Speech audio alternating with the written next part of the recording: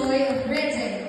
Ignatius is a talented dancer who enjoys a good plate of adobo. He dreams of following the noble paths of his parents by becoming a doctor someday.